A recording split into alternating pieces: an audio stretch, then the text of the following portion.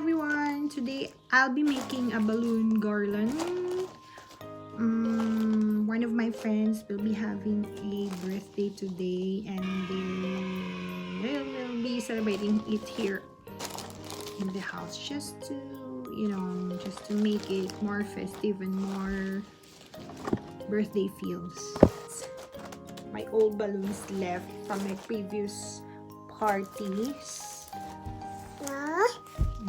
I've been making it on my own for my kids' baptism, first birthday party, because as a practical mom, you have to do it on your own because it's really expensive here, especially here in Canada. You have to pay like 400 to 500 Canadian dollars just to have an amazing balloon setup or balloon or party setup. Well, in fact, you can just buy some of this at dollar store. Like if you can have like 10 packs or 15 packs of balloons, just cost around $20. And then you need just a fishing line and an inflator, a thick inflator, because it's really hard for you to just blow it with your mouth, So let's start.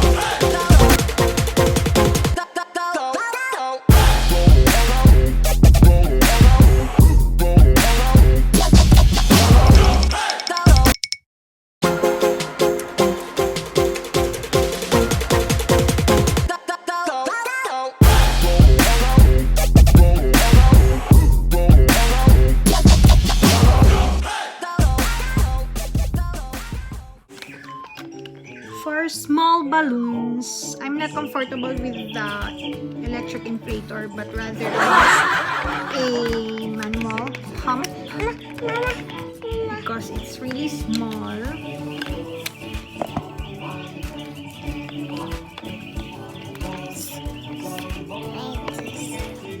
It easily pops when you use the electric. So better yet, for me, I'm more comfortable using it. Mas maganda, different colors po. Pero depende po sa motif nyo. At mas maganda rin kung may different color. May different sizes. I mean, may medium, may small, may large, may like this one. Got different sizes. Para mas maganda tingnan pag iwanan natin.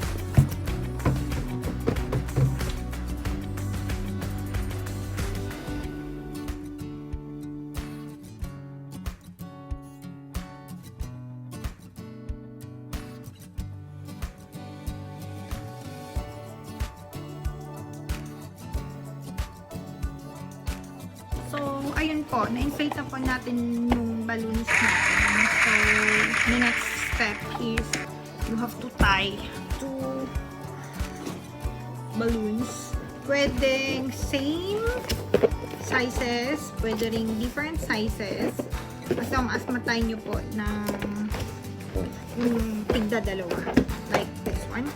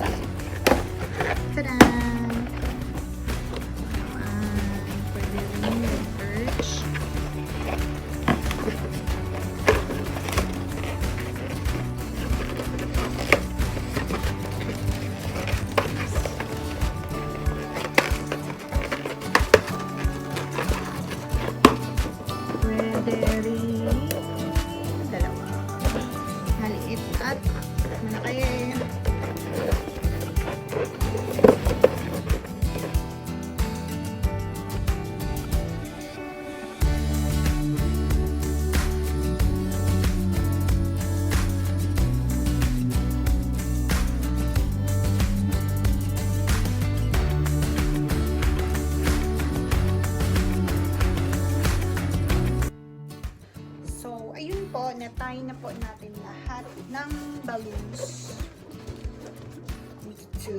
So the next step po is to do this one. Combine naman natin sila. Just twist. And tie them to 4 naman. But just twist. No need to tie or whatever. Just twist and have a form like this one, or different size as well, like that, and that one. So that's good. And another one.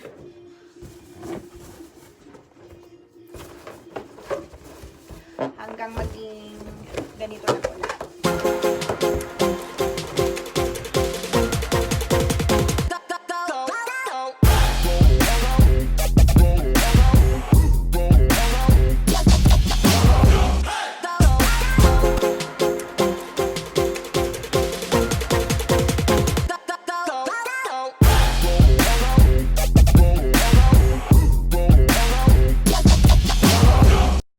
Tapos na po tayo na tie into 4 balloons.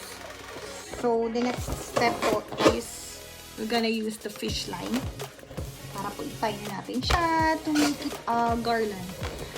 Sa ibang lugar po, hindi po kayo makahanap ng fish line. If you can't find like this po, pwede pong ito, yung tie like yung sa tie ng bigas. I don't know how is it.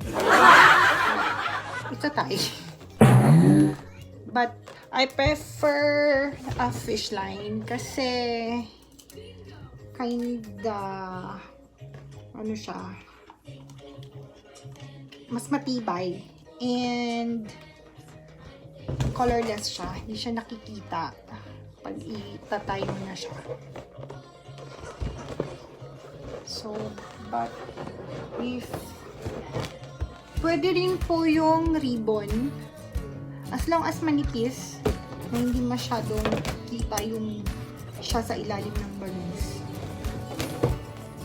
So, first, so we're gonna tie, this one is our first balloon. So, we're gonna tie all over.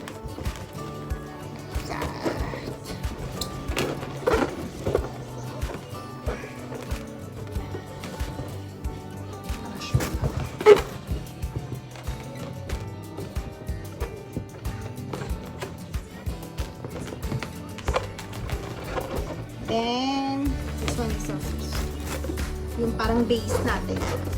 And the second one is, so just gonna choose whatever you want. Just gonna choose this one. So, different color. Ay, different. Just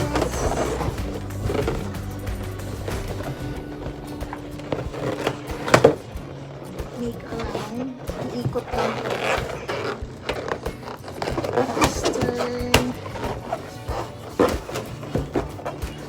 It to like 8 balloons. This one. Next, one. Put again.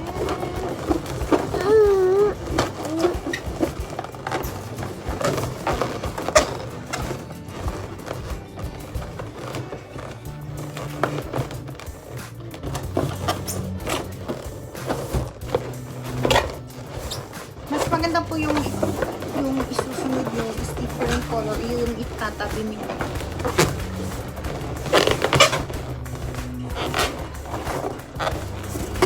So, mas nakikita, mas scattered din yung kulay nyo. So, that's it. And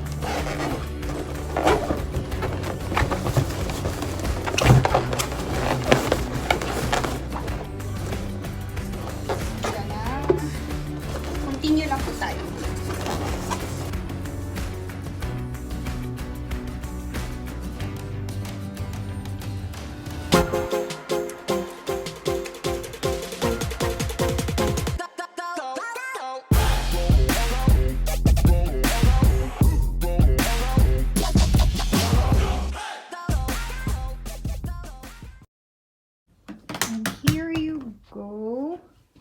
Done.